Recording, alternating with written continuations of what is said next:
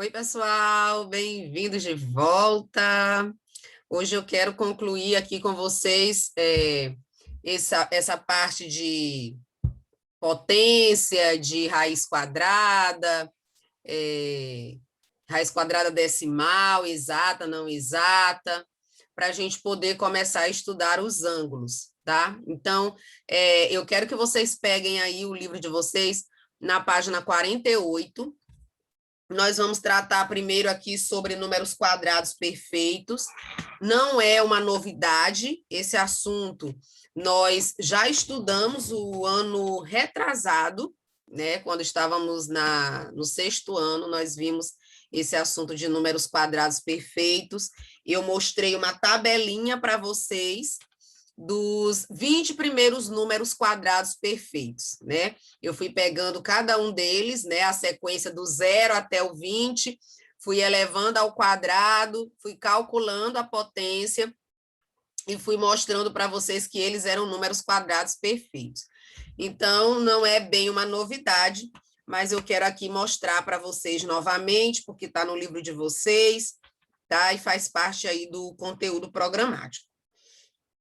Então, eu consegui baixar aqui um PDF do livro de vocês para facilitar aqui a nossa aula. Eu acho que vai ficar bem melhor agora do que eu ficar procurando aí em vários lugares. Então, vocês vão poder acompanhar pelo livro mesmo, junto comigo. Então, qual é o número obtido quando elevamos 4 ao quadrado? Olha aqui, o professor faz a pergunta. E aí, o aluno aqui inteligente já diz, é 16, né? Então, olha só.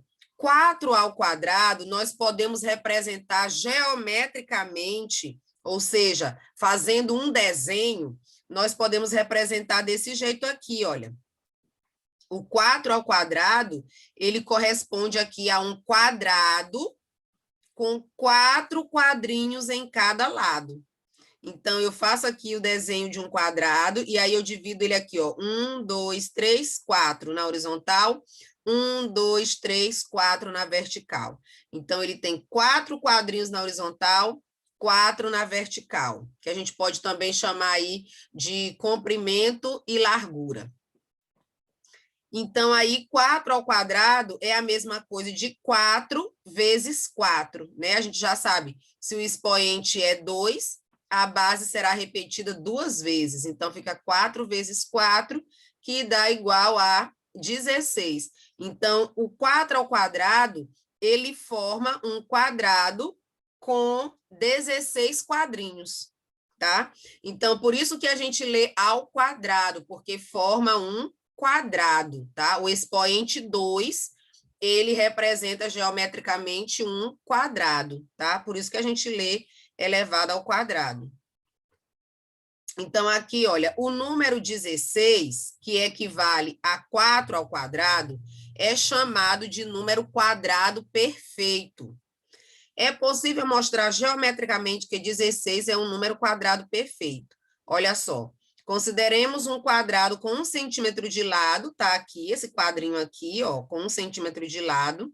Se usarmos 16 quadrinhos desse, nós podemos formar um novo quadrado. Então, tá aqui, ó, 1, 2, 3, 4, 5, 6, 7, 8, 9, 10, 11, 12, 13, 14, 15, 16. Então, formou um quadrado, com 4 quadradinhos aqui na largura, 4 na altura, né? Então, os números naturais que são quadrados de outros números naturais são denominados números quadrados perfeitos, tá?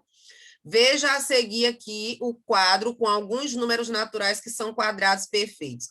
Esse quadro aqui, que eu fiz com vocês há 2 anos atrás, né? Só que eu fiz até o 20, aqui está só até o 10. Então, 1 ao quadrado, que é 1 vezes 1, dá 1. 2 ao quadrado, 4. 3 ao quadrado, 9. 4 ao quadrado, 16. 5 ao quadrado, 25. 6 ao quadrado, 36. 7 ao quadrado, 49. 8 ao quadrado, 64. 9 ao quadrado, 81. E 10 ao quadrado, 100. Esses números que estão aqui embaixo é que são chamados de números quadrados perfeitos, porque todos eles vão formar um quadrado como esse. Como é que eu sei que 2 ao quadrado é 4? 2 ao quadrado é 2 vezes 2, né? Lembra, o expoente 2, eu repito a base 2 vezes e multiplico. Então, 2 ao quadrado é 2 vezes 2. 3 ao quadrado é 3 vezes 3. 4 ao quadrado é 4 vezes 4, tá? Então, se você quiser continuar essa sequência aqui, você vai poder colocar 11 ao quadrado, que é 11 vezes 11, e aí já vai dar 121. 12 ao quadrado, que é 12 vezes 12, e aí já vai dar 144, e assim por diante, tá? Esses números aqui, que são quadrados perfeitos, todos eles possuem raiz quadrada, tá? Então, aí é uma via de mão dupla. Aqui, nós temos uma maneira de reconhecer quando um número é quadrado perfeito, sem a gente precisar ficar fazendo aquela tabelinha infinitamente. Então, para você descobrir se um número é quadrado perfeito, você vai fazer a decomposição dele em fatores primos, tá? Olha, reconhecer se um número é quadrado perfeito pelo processo geométrico é demorado, principalmente se o número for grande. Vamos agora aprender outro processo. Primeiro, devemos fatorar na forma completa o número. Se todos os fatores tiverem expoente par, o número é um quadrado perfeito. Caso um dos fatores não apresente expoente par, o número não será quadrado perfeito. Viu? É muito simples. Então, você não vai precisar ficar fazendo lá aquele monte de multiplicações para ver, se o número for muito grande, você vai perder muito tempo. Então, o processo mais rápido é você fazer a fatoração completa desse número. Depois que você fatorou, aí você escreve a forma fatorada dele. Se na forma fatorada todos os expoentes forem pares, esse número é quadrado perfeito. Se tiver pelo menos um número com expoente ímpar, aí ele já não é mais um número quadrado perfeito.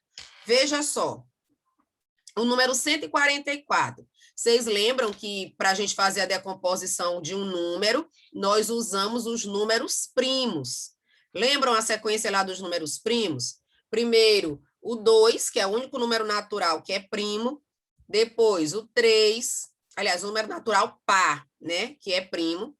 Depois vem o 3, o 5, o 7, o 11, o 13, o 17, o 19 e por aí vai, né? Então, os principais aí que a gente mais utiliza na hora que está fazendo decomposição é mais ou menos até o 13, né? Se o número não for muito grande, mais ou menos até o 13 a gente já consegue. Então, se o número for par, sempre você vai começar fatorando pelo 2, tá? Então, aqui o 144, ele é par. Então, eu vou começar minha fatoração dividindo por 2. 144 dividido por 2 dá 72. 72 dividido por 2 dá 36. 36 dividido por 2 dá 18.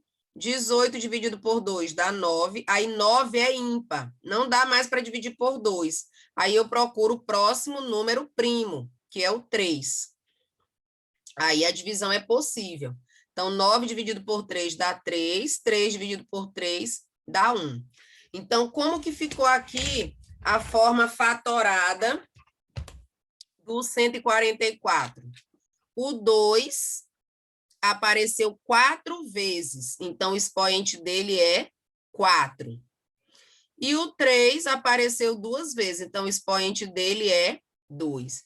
Então, a forma fatorada de 144 é 2 à quarta vezes 3 ao quadrado, tá?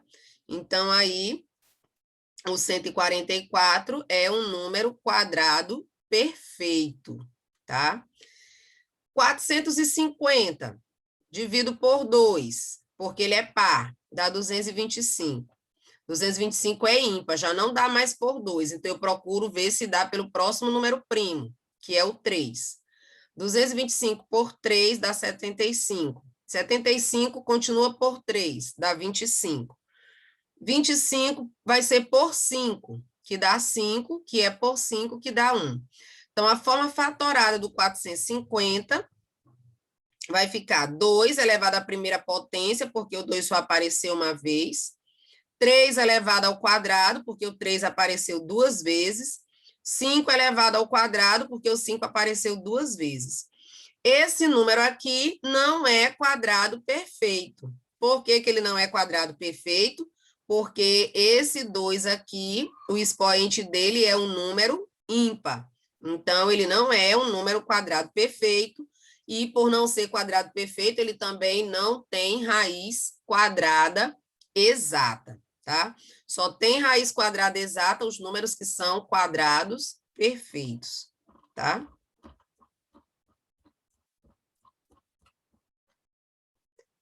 Aí a gente vem aqui, olha, para a raiz quadrada exata de um número racional não negativo.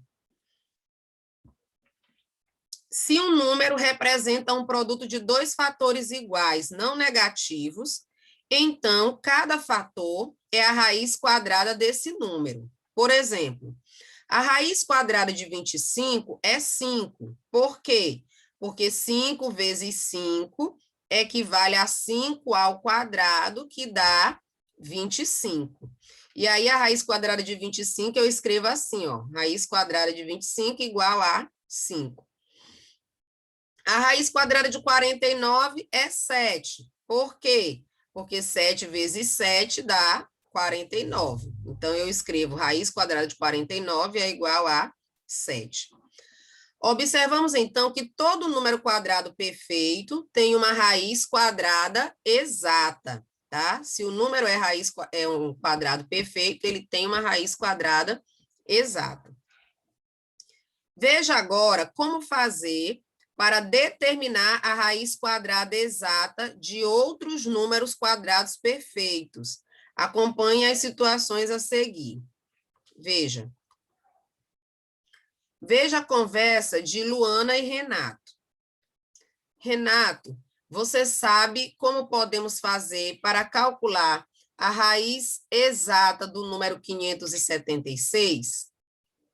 Aí ele diz, podemos usar o que já sabemos, vamos procurar por tentativas um número que é elevado ao quadrado de 576. Então, o número 576 está entre os números quadrados perfeitos 400 e 900. A raiz quadrada de 400 é 20, porque 20 ao quadrado é 20 vezes 20, dá 400. A raiz quadrada do número 900 é 30, porque 30 vezes 30 dá 900. Então, a raiz quadrada de 576 está entre 20 e 30. Aí ele vai fazendo aqui as tentativas, olha. 21 ao quadrado dá 441, que é 21 vezes 21. 22 ao quadrado dá 484, que é 22 vezes 22. 23 ao quadrado dá 529, que é 23 vezes 23. 24 ao quadrado dá 576, que é 24 vezes 24. Então, a raiz quadrada de 576 é 24, pois 24 ao quadrado é 24 vezes 24, que dá 576. E aí, se vocês quiserem conferir na calculadora, você pode digitar o número 576 e apertar a tecla de raiz quadrada, e aí vai aparecer o número 24 para você, tá?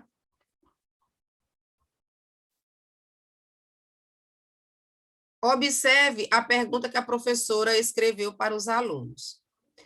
Qual é o número, na forma decimal, que representa a raiz quadrada do número 42,25? Nesse caso, sabemos que o número 42,25 está entre 36 e 49. Aqui já se trata de raiz quadrada de número decimal, tá? Já se trata de raiz quadrada de número decimal. Então, quando você já conhece alguns números que são quadrados perfeitos, você procura saber entre quais números o que você está procurando a raiz quadrada se localiza. Por exemplo, 42,25 está entre o número 36 e o número 49. Eu sei já que 36 tem raiz quadrada exata e 49 também tem raiz quadrada exata. A raiz quadrada de 36 é 6 e a raiz quadrada de 49 é 7. Então, a raiz quadrada de 42,25 está entre 6 e 7. Só que não é um número exato. Então, aqui, o que eu vou fazer? Se eu sei que está entre 6 e 7, aí eu vou pegar só com uma casa decimal, primeiro. Então, eu pego 6,1, 6,2, 6,3, 6,4, 6,5, tá? Até eu encontrar o número aqui que corresponda à raiz quadrada que eu estou procurando. Então, aqui, ó, 6,1 ao quadrado é 6,1 vezes 6,1, que vai dar 37,21. 6,2 ao quadrado dá 38,44. 6,3 ao quadrado dá 39,69. 6,4 ao quadrado dá 40,96. E 6,5 ao quadrado, 42,25. Já chegou no número que eu estou procurando. Então, eu paro o meu cálculo. Então, a raiz quadrada de 42,25 é 6,5. Por quê? Porque 6,5 vezes 6,5 vai dar 42,25, tá? Então, a raiz quadrada decimal eu procuro desse jeito, tá? Agora, quando não tem uma raiz quadrada exata, né? Então, aí vai ser uma raiz quadrada aproximada. Ela não vai chegar exatamente à raiz. O número não tem raiz exata. É só aproximada. Então, veja. Acompanhe as seguintes situações. Eu preciso saber qual é a raiz quadrada de 30. Notei que o 30 não é quadrado perfeito. Portanto, a raiz quadrada de 30 não é exata. Para obter uma aproximação da raiz quadrada de 30, usei uma calculadora com essa tecla aqui da raiz quadrada. E o valor encontrado foi 5,477225575,051,661. Essa quantidade de números aqui vai depender da sua calculadora. Se ela for uma calculadora simples, vai aparecer aí até 9 números. Se ela for uma calculadora científica, vai aparecer até 12 números. Sendo que esse número aqui, ele é infinito, porque não é uma raiz quadrada exata. Então, ele é um número decimal infinito, tá? Aí, veja, se eu quiser a raiz quadrada aproximada só até uma casa decimal, então eu vou pegar e aproximar aqui 5,47, eu vou aproximar para 5,5. Ou seja, a diferença aqui é menor do que 0,1. Se eu quiser aproximar até centésimos, aí eu já vou aqui para o 47, ó. Eu vou aproximar esse 7 aqui para esse, e aí fica 5,48. Se eu quiser com aproximação até milésimos, aí vem até aqui o terceiro número depois da vírgula. Olha, a aproximação até décimos é uma casa, até centésimos, 2 casas, até milésimos, 3 casas. Se o número passou de 5, eu aproximo para a casa seguinte. Por isso que aqui, olha, 5,47, ele aproximou aqui para 5,5 em uma casa, porque aqui o 7 passou de 5. Então, esse que está na frente, eu aproximo para um número imediatamente superior. No 47, o próximo número aqui é um 7, por isso ele aproximou para 48, tá? Já no 477, o próximo número era 2. Então, 2 é menor do que 5. Aí eu não aproximo para cima, eu deixo no que já estava. Então, fica 5,477. É possível, então, determinar a raiz quadrada de 30 com aproximação conveniente. Porém, nem sempre dispomos de uma calculadora para calcular neste caso. Aliás, nem sempre dispomos de uma calculadora. Como podemos calcular nesse caso? Podemos determinar o número que expressa a raiz quadrada com a aproximação de uma ou duas casas decimais, fazendo uma estimativa desse valor. Vejamos, então, como estimar a raiz quadrada de 30 com os conhecimentos que já temos sobre números quadrados perfeitos. Então, veja só como é que a gente vai proceder. Ó, 30 não tem raiz quadrada exata, mas ele está entre dois números que são quadrados perfeitos. Que números são esses?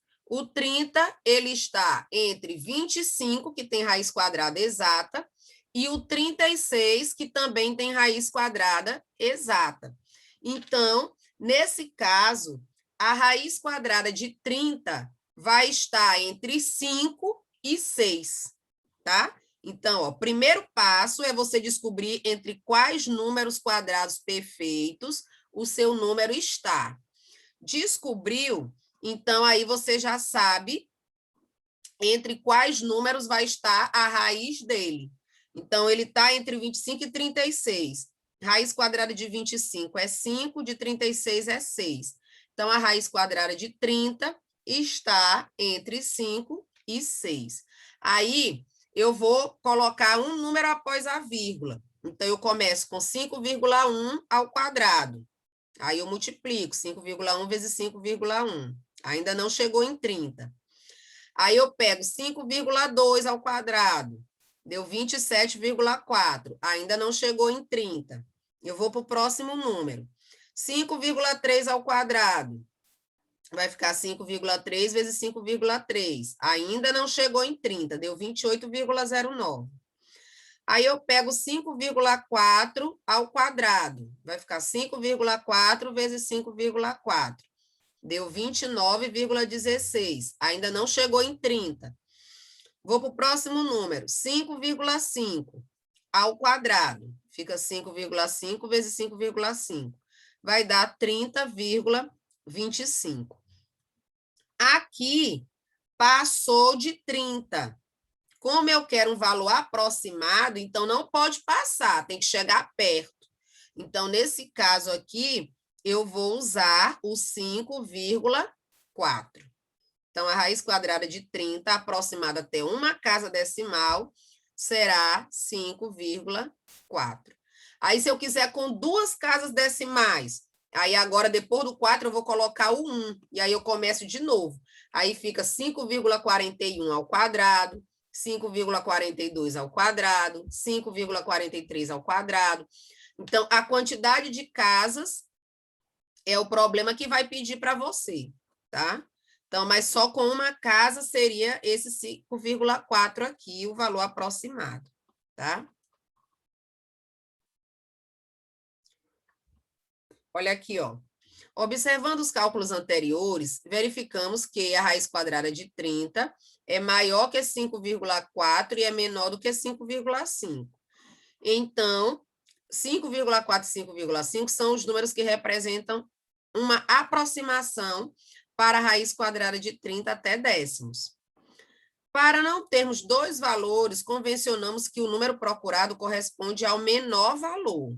Então, a raiz quadrada de 30 fica sendo 5,4. Se a aproximação for só de uma casa decimal. Caso sejam necessárias duas casas decimais, aí você começa aqui, ó, aquilo que eu falei para vocês. 5,41, 5,42, aí já são duas casas decimais. Aí, nesse caso aqui, já será 5,47, o que vai chegar mais perto de 30 sem ultrapassar. Então, é sempre assim o processo para você encontrar a raiz quadrada aproximada. Olha aqui uma outra situação, ó. Um número positivo representa a raiz quadrada aproximada com uma casa decimal do número 11,3. Vamos descobrir o valor desse número x? Sabemos que o número 11,3 está entre 9 e 16, ou seja, o número 11,3, perto dele, quem tem raiz quadrada exata, é o 9 e o 16. Então, a raiz quadrada de 11,3 vai estar entre 3 e 4. Aí eu coloco uma casa decimal primeiro. Então, eu pego 3,1 ao quadrado. Aí vai ficar 9,61. Ainda não deu 11,3. 3,2 ao quadrado deu 10,24. Ainda não chegou em 11,3. 3,3 ao quadrado dá 10,89. Ainda não chegou em 11,3. 3,4 ao quadrado dá 11,56. Passou de 11,3. Então, a raiz quadrada aproximada que eu vou usar é o 3,3. Esse aqui, gente, é o símbolo de aproximação, tá? Significa aproximadamente. Então, o valor de x é aproximadamente 3,3, tá? Então, assim que a gente procede aí para encontrar essas raízes, tá? A raiz quadrada aproximada. Quando eu estiver fazendo a resolução do exercício com vocês, eu vou mostrar no canetão como você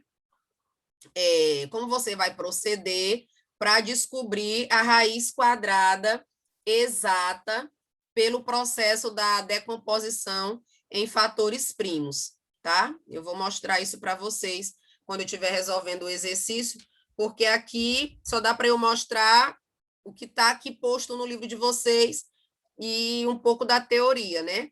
Mas o ideal é que vocês vejam o cálculo.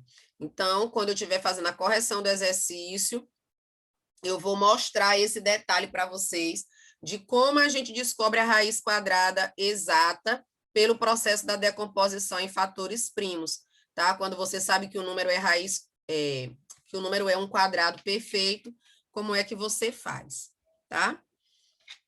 Então, vejam aqui, nós vamos agora ir para a página... deixa eu ver aqui. Estamos agora na página 58, tá? Números irracionais. Vamos ver primeiro aqui o que são o conjunto dos números reais. Nós já estudamos conjunto dos números naturais, nós já estudamos conjunto dos números inteiros, nós já estudamos conjunto dos números racionais. Agora a gente vai ver os irracionais e vamos fechar com o maior de todos, que engloba todos esses conjuntos, que é o conjunto dos números reais. Observe o seguinte número racional. Esse número aqui ele é racional, por quê? Porque ele pode ser escrito em forma de fração. Ele representa uma dízima periódica. Nós já estudamos eles. Todo número que pode ser escrito em forma de fração, ele faz parte do conjunto dos números racionais, tá? Então, aqui diz, olha, vimos que ele é uma dízima periódica, pois possui um número infinito de casas decimais, e o período dele é 45. Ou seja, aqui o número que está se repetindo é 45, 45, 45, 45, né? E nós podemos representá-lo de forma abreviada, né? 0,45 com um tracinho em cima. Esse número, ele pode ser escrito em forma de fração, A sobre B, em que A e B são números inteiros e B é diferente de zero. Nesse caso aqui, essa dízima periódica, ela em forma de fração fica 5/11. Não vou mostrar isso aqui para vocês, porque a gente já estudou lá atrás dízimas periódicas. Agora, veja esse outro número. Aqui eu tenho 3,86, 87, 88, 89, 90. Observem que aqui não tem só um número se repetindo no período, né? Observando a formação desse número, podemos dar continuidade do seguinte modo. Ó, depois do 90 vem 91, 92, 93 e assim por diante. Se continuarmos a preencher as casas decimais nessa sequência, teremos um número com infinitas casas decimais e sem um período que se repita. Números como esse não podem ser escritos em forma de fração, em que A e B são números inteiros e B é diferente de zero. Assim, esses números não são racionais. Ao conjunto de números que apresentam essa característica, ou seja, os números decimais, infinitos e não periódicos, eles são chamados de números irracionais, porque não podem ser escritos em forma de fração, tá bom? Então, o que é um número irracional? É todo número cuja representação decimal é sempre infinita e não periódica.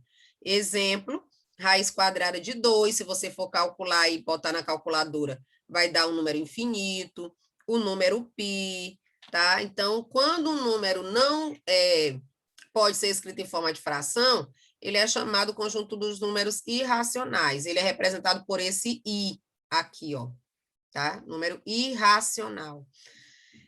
Qual a diferença para você identificar que ele não é racional? Na parte decimal, não vai ter apenas um período se repetindo. Os números vão estar misturados, embaralhados. Então, aí, nesse caso, ele é irracional, tá?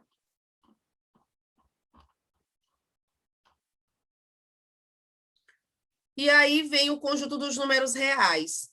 Quando nós reunimos todos os conjuntos numéricos, né, nós formamos aí o conjunto dos números reais. Ó. Reunindo-se em um mesmo conjunto todos os números racionais e os irracionais, formamos um conjunto dos números reais, representado pelo conjunto R. Olha bem aqui na direita de vocês, ou esquerda de vocês, não sei, está na minha direita. Esse diagrama aqui, olha, ele representa perfeitamente todos os conjuntos que nós já estudamos. O primeiro que nós estudamos foi o dos números naturais, ele está dentro dos números inteiros, os inteiros estão dentro dos racionais. E aqui existe uma divisão. Essa divisão aqui é para mostrar que se um número ele é racional, ele não pode ser irracional. Eles não se misturam. Um número, ou ele é racional, ou ele é irracional, tá? Então, desse lado aqui estão os racionais, um dentro do outro, natural, inteiro, racional, e desse lado estão os irracionais. Quando eu junto racional e irracional, aí eu tenho o conjunto dos números reais, tá? Então, o conjunto dos números reais é a reunião dos conjuntos Q e I, racionais e irracionais, tá? Aí aqui nós temos alguns subconjuntos, olha, racionais não nulos, racionais não negativos, racionais não positivos, racionais positivos e racionais negativos, tá? Nesse onde tem só o R com o mais, só o R com o menos, o zero faz parte do conjunto. Onde tem o asterisco, quer dizer que o zero não faz parte do conjunto. Então, em uma reta numérica, podem ser representados todos os números racionais e todos os números irracionais.